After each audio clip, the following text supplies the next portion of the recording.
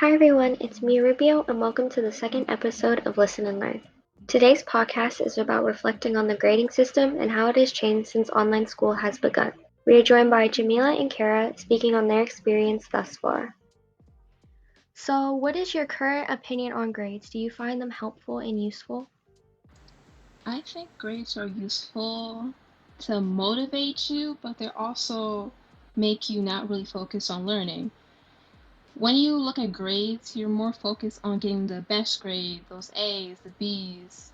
You're not really enjoying what you're learning because you always have that pressure in the back of your head that you have to be good in this to get the high grade. You don't enjoy learning itself.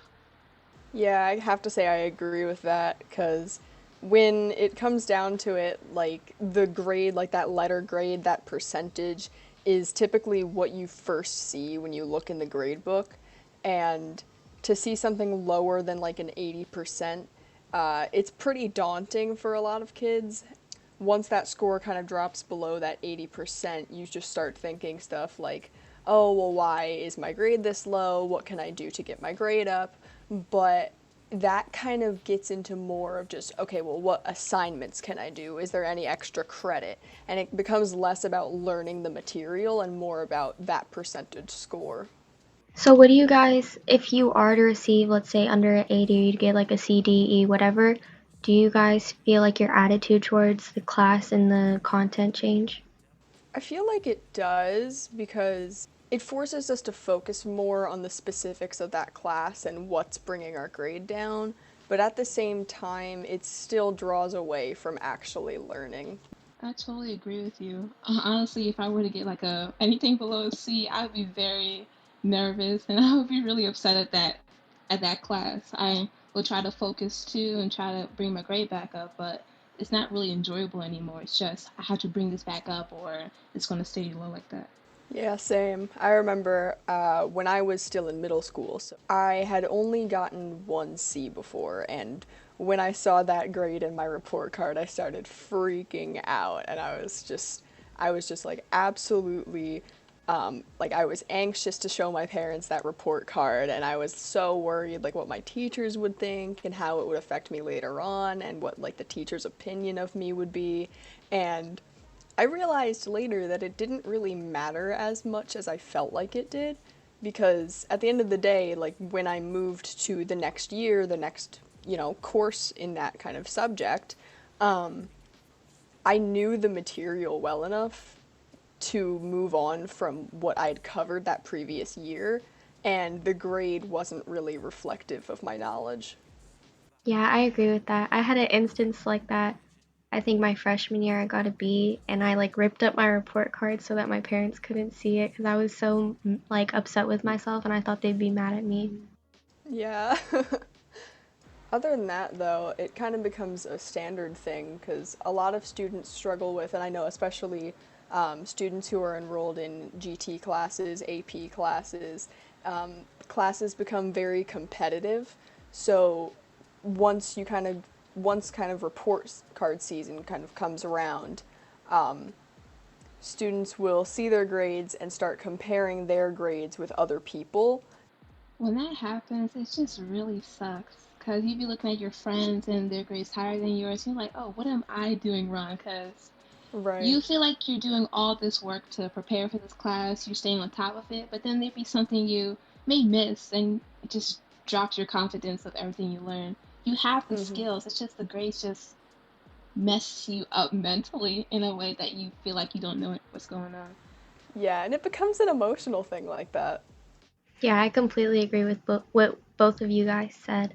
So I see how like low grades can definitely affect you and how comparing yourselves to others, especially in more competitive classes, can also be detrimental to you.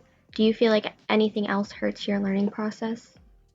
For me, one thing that I've found, just not many teachers have done this, but the ones that have, when it comes to constructive criticism, some teachers give us good feedback. They say, like, hey, this is something that you did well on, this is maybe an area to work on. I've had some teachers in the past who don't give constructive criticism. So you'll kind of just you'll see the letter grade at the top of the paper but you won't know what you did wrong. There's no markups or anything, no comments. So it becomes really difficult that way. I agree with you so much. It's so annoying when that happens, and you're just trying to have some time to talk to the teacher after class or maybe after school so you can get help and get that criticism. Once you talk to the teacher head on, they will tell you what you need to work on, what's something you need to improve on. But sometimes it'd be nice if they would just write on the paper why this is the grade it is. Feedback is definitely very helpful in the learning process. What are some other things or strategies or methods that help you learn? I think just making it fun because we're sitting 6, 7 hours all day in class, and it's just mindlessly walking from class to class, up the stairs, down the stairs. It's just repetitive. Just having that bit of fun, I don't know, maybe like a Kahoot or like interactive with the people around us, it just makes it more interesting. You remember it more. Yeah, I agree. For me, classes that I'm there with other friends of mine, people that I know, I find that it's easier to learn since the easiest way that I've found to learn is through collaboration and being able to like work with my peers and cross check our work and help each other where we need help. But that aid from the teacher is also good when it's implemented into the class through things like quizzes or Quizlets and Kahoots. Yeah, I definitely agree with that. Do you feel like there's any like types of assignments that you feel is kind of detrimental to your learning or makes you less engaged?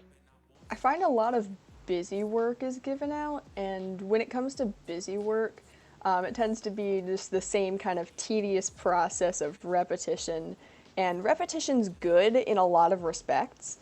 A lot of times it's overdone to the point where we could be progressing through different units quicker, but we spend so much time working on, like, here's another worksheet on the same thing we've covered for 6 days now. And if we kind of sped that up a bit, I feel like it'd be less tedious and more enjoyable. If it's like one assignment, maybe two, that focuses on what we need to learn, that's okay. But you get something every single day and it just builds up.